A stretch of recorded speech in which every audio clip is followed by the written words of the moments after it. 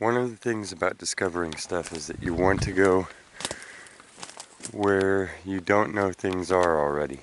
You want to find places that people don't have marked on a map, and you want to explore them. And those end up being the most likely places to find things that other people haven't discovered already, obviously, because it's not a known spot. But I noticed that one of the main habits of humans these days, which is a good one for, you know, looking up materials, looking up places, getting lots of ideas for adventures and stuff, is to go to the internet. But what that also does is send you to a spot that's already known, that somebody else has already been to, which is always good. But I invite you, and one of the skills that I would like to impart to you is the ability to be able to look at the blank spots in between what is known on the map and realize that those are your spots, those are your opportunities to go and be the discoverer, to be the first person there, and learn how to do that. Drive down the road and go, oh, here, this looks like nothing. Perfect. So that's what we're going to do today. We're literally just going out to a tiny chunk of land. We are going to focus on a very little area and see what the details are in it, and see if we can't find more by slowing down and looking for littler things. First thing we see, besides manzanita blooms,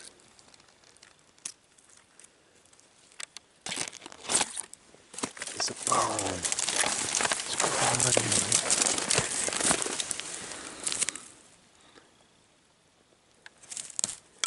And the rock is like decaying, volcanic, serpentine. I see a skull. You want to go check it out? Of course you do, but how are we going to get there?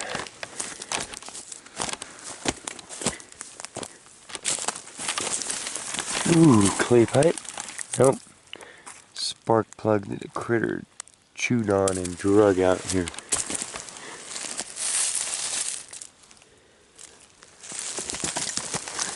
Looks like there's a whole animal here. There's the backbone. Ooh.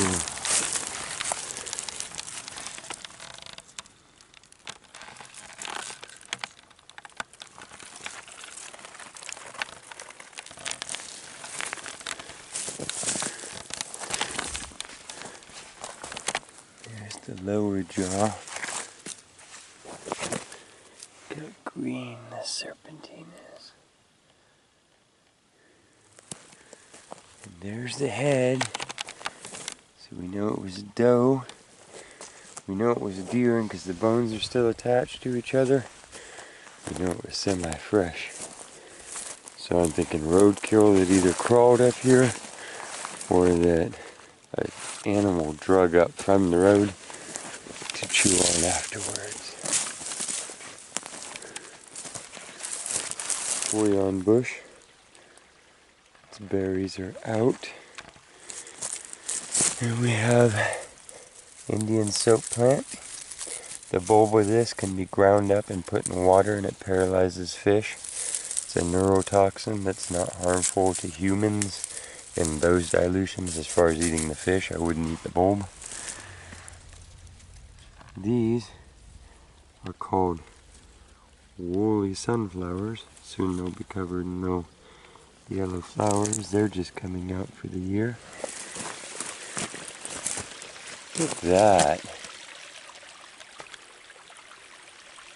All of the animals around here know this spot and enjoy it. Killer. I guarantee you this is here during summer too.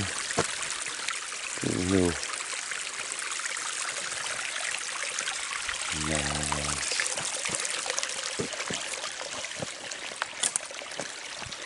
Look.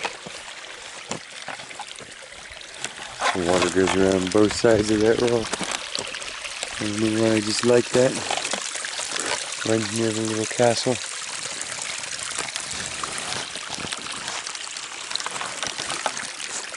The rest of this has a lot of bush around it and stuff. This is A very cool little open spot.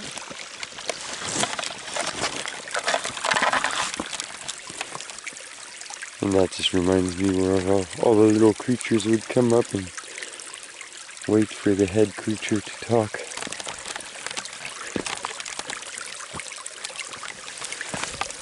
I guess that makes me the head creature. It's a baby owl.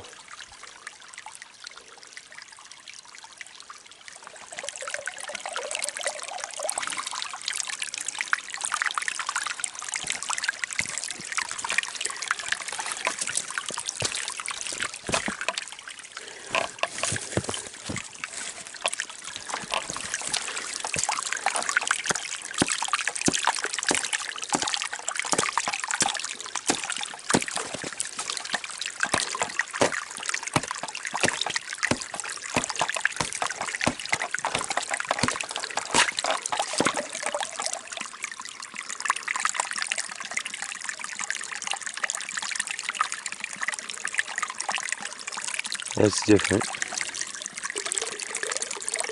So is the rock it's coming out of. It's like a white, green quartz. This is a serpentine pile here. They wiggle up from deep below.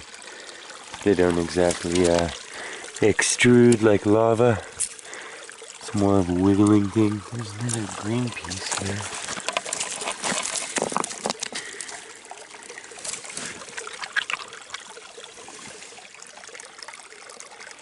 It's just serpentine.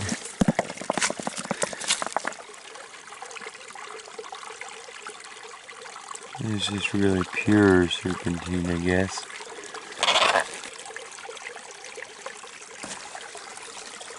But that, it's like hexagonal, hexagonal.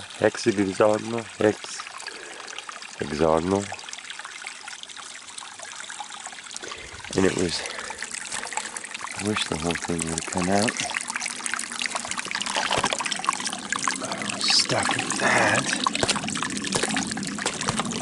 Trying not to bust it up. I'm trying to rock it out of there. There you go. There's more down in the bed there too that I see. Note to self. Yeah, that's different. Could be a little chunk of actual jade. Oh! I don't know when I did that. Yeah, it could be a chunk of actual jade because I can guarantee you that it's not chert. This isn't chert layers. And yeah, probably reconcreted in the creek. You know, minerals come down and stick the rocks back together that break free. So we're going to look upstream a little bit and see if there's more green quartzy stuff. Make sure that there aren't layers of chert upstream, and it might just be a jade. Okay, introduce you to these. There are two plants here. There's a soap plant with its frilly blue leaf, and then there is a plant here with a straight green leaf. More importantly, this is the bloom, Death Camus. I think that they deserve their name, a Death Camus. Like Cayman crocodile, but Camus, Death Camus. And if I read correctly, they are poisonous as all can be.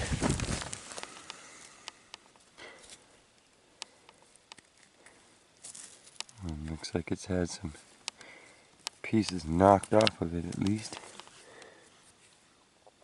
I just keep, this is the second one of these that I've picked up. They're kind of rare, but they're heavy, they're smooth, and they're kind of black. And I think we're going to bust one in half. Toss the first one down, maybe I shouldn't have. God, it's a hard rock. what's going on with this. Now it's all beat up looking. They're like black, crystalline, hard, molten little. Now here's another.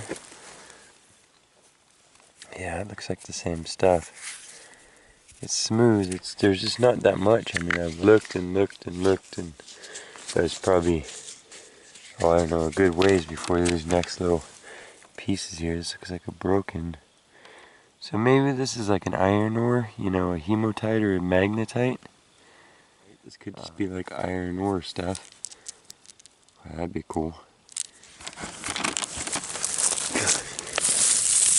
Here's this quartz boulder sticking out of here.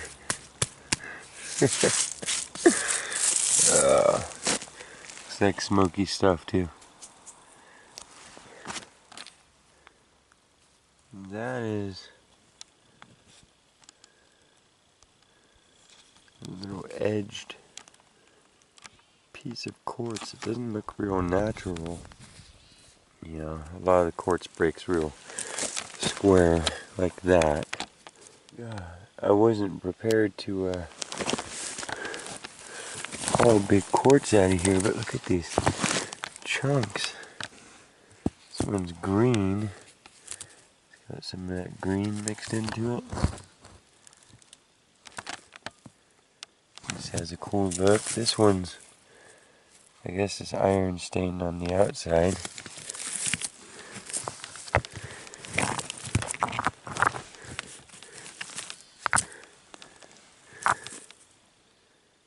There's some quartz chunks. Ka-chunk. Ka-chunk. There's actually a lot of it right here. Wow. Okay. Well, you never know. These might have all been gathered out of a creek and then brought up to a processing point. There is a creek and a marsh down here.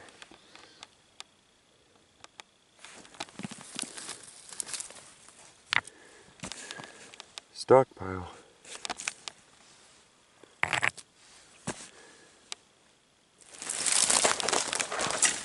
I'm just digging on these big old chunks out here. Maybe we'll come back with some sort of wheelie device. Those are cool. And there seem to be little broken pieces wherever there's big ones.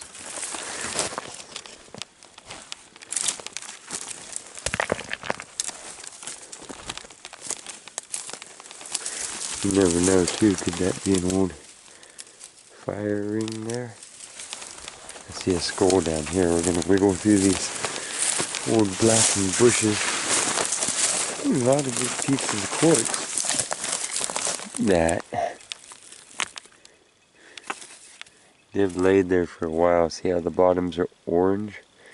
That's from being in contact with that dirt. Those are also all little insect poopies under there. Put that back. I think the soap plant has enjoyed growing up under that for a while. But yeah, that's been there for a bit. Those bones haven't. They still have some meat on them again. So that's different than this, which is really old. Those are bleached out, but because they're right here, and because we're well away now from humans and peoples and stuff like that, I'd say this is probably an eating spot. Yes, I mean, we're probably standing in the diner of a predator. Would you like to come to dinner? Here's another one of these black stones, and they just stand out.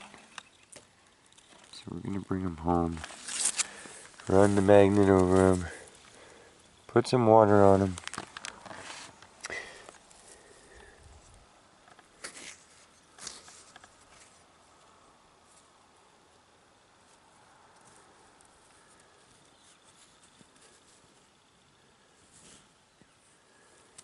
Don't know.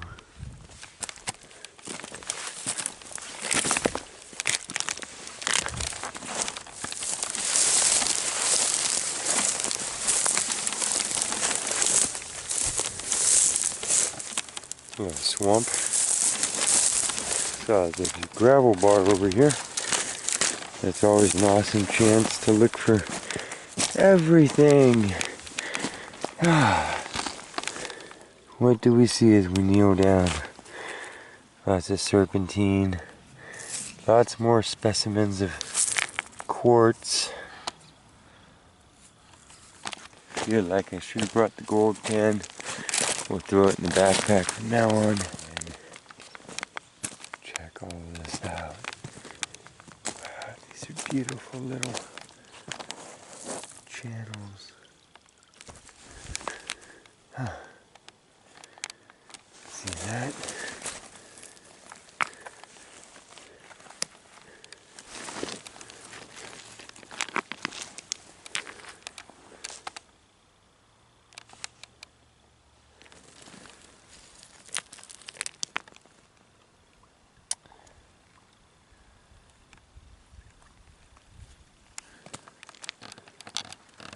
Looks like we get cut off here by the willows a little bit. Sometimes these quartzes that have the different minerals soaked into them. So it says greens and oranges.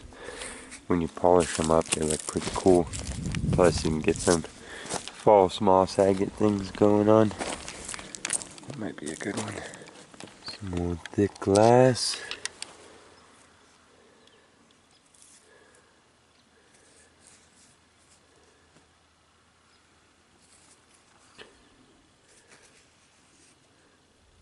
Wow. What were you? And why are you down here? Most likely part of that.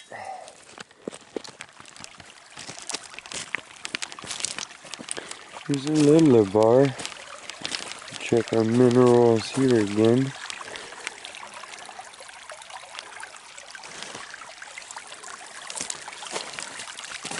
Oh.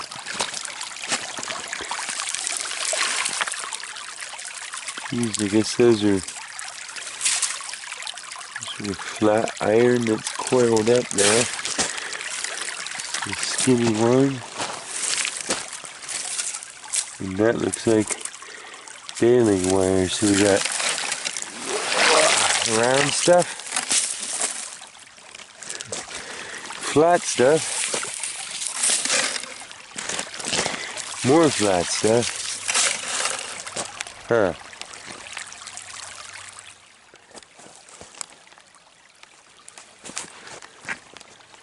Another big iron right here.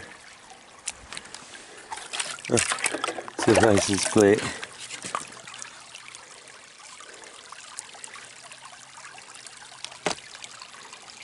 Maybe from Cal. Every time I get to one of these bare patches in the bushes, I start scanning the ground, and this is the type of terrain that I found what I do think is a meteorite, because I've been all over this area, and I mean, you've been with me if you've watched my videos, and I know kind of what's in the ground, and I found an unidentifiable stone that I think is from space. But here, I just found another one of these black rocks. Another broken piece. And as I was scanning around,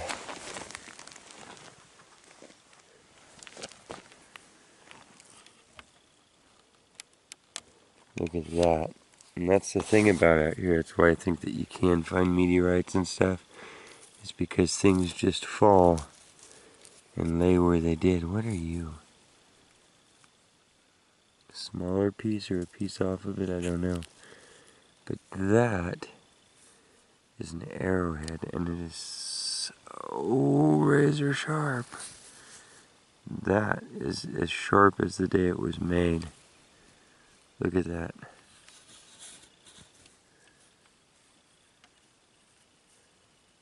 You find them worn in the field a lot.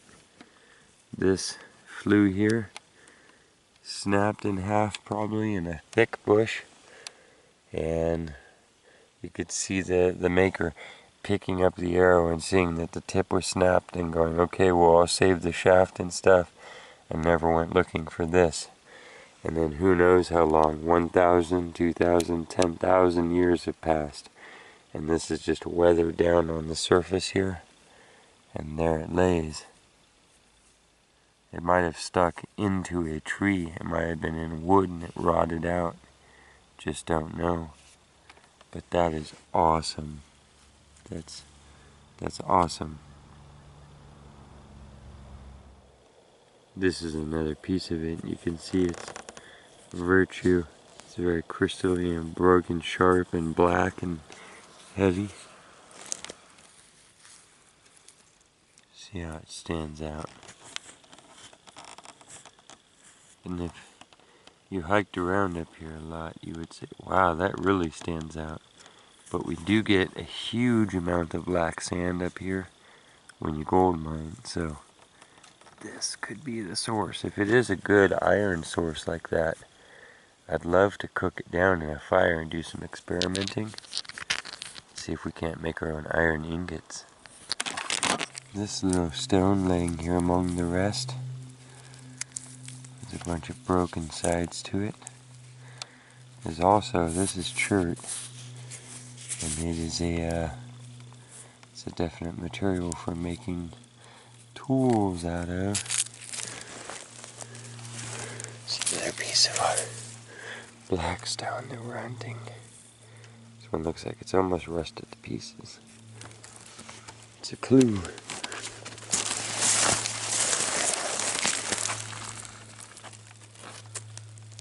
Oh no.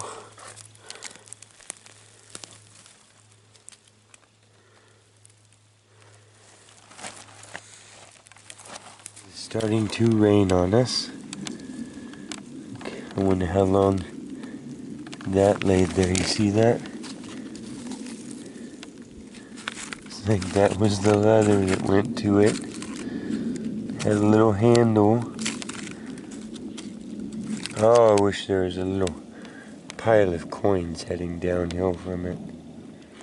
Well, I can't say if it's good or bad, but at this point everything is shiny and black. So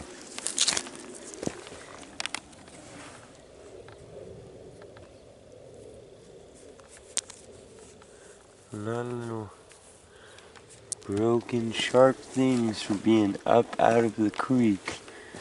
Things are more non-dynamic up here. They shouldn't be smashing and bashing too much.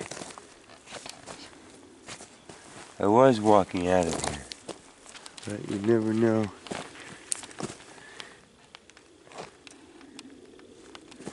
You just never know. So do it now, say it now. Super excited.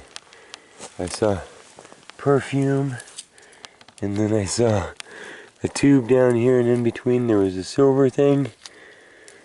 And it's a cap, so you don't even have to have a metal detector to go through the throws. And I looked a little more uphill. There's washer, cap, and I saw this and I went, and it's a smoke alarm. And so what I'm thinking is that that's actually probably like a uranium disc, because they use radioactive components in those. In case you didn't know that, don't chew on them too much. They are radioactive. So we officially found radioactive debris. Oh look! What is this? It's like the land of throwing out purses or something. Could be on a house site here though too. Look at that little brass latch. That's nice.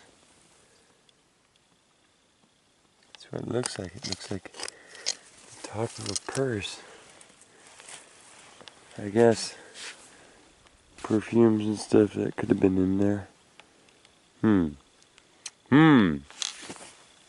This could be a spot to drag a metal detector over, I'm telling you. I like that little latch. I can't quite hoard the whole piece of metal for that, but I like the latch.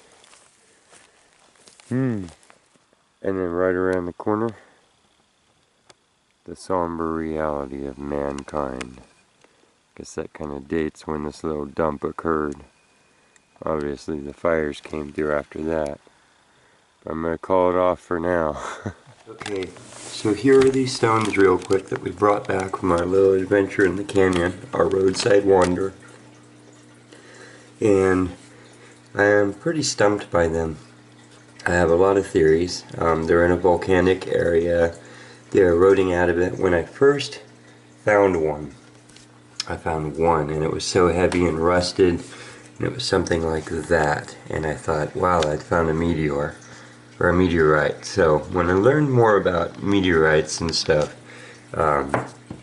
it doesn't have a different color inside. So these, you know, there's probably a 2% chance that I still believe that these would be meteorites, and there's a lot of them when I went back, relatively a lot. You can wander over an acre and collect this many in a day. So as opposed to something like this where it's extremely more heavy. These are also non-magnetic, and I've, not even, I have an extremely like 400-pound pole magnet and they do not attach to it, whereas this is extremely magnetic and shows, being a molten state and fusion cracks where it cracked and then refused together.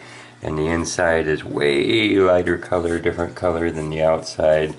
So it has a fusion crust, the weight of it, all that. But without testing it, it could just be a chunk of gabbro, like a lava bomb.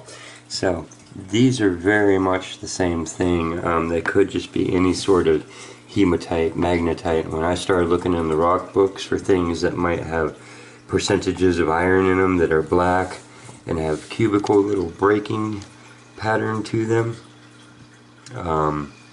there was just so many. So this might be a mystery unless one of you goes, oh, I know exactly what this is. So it's weathering out of a serpentine belt, and to my eye it doesn't have any green.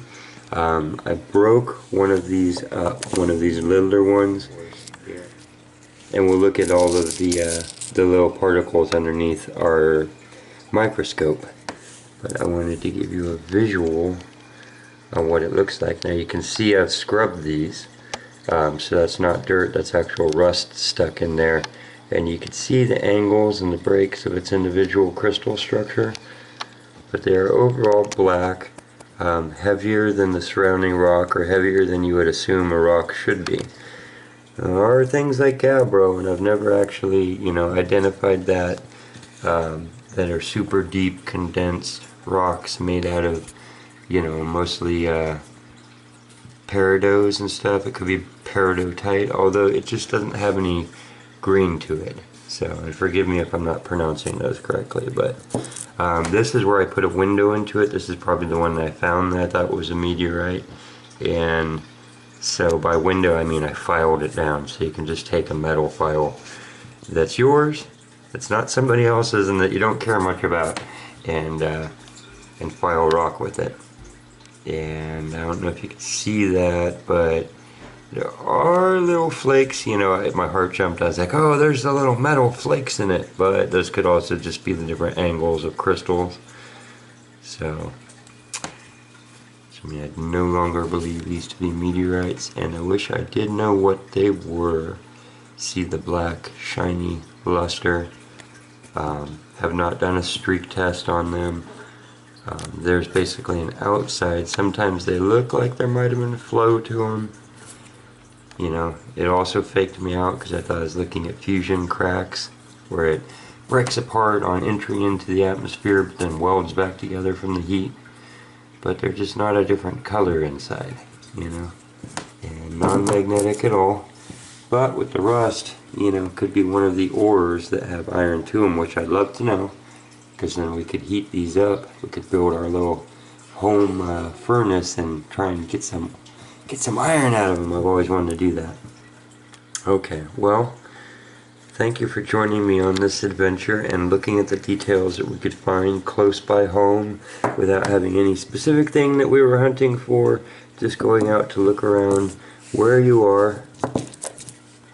No matter what's going on in the world, the open and wild spaces are always there for you, and I hope that you get out and enjoy them if you can. And if you can't, I hope that you keep coming along with me, because I love being able to show you what's out here. Okay, we'll see you next time on A Quest for Details.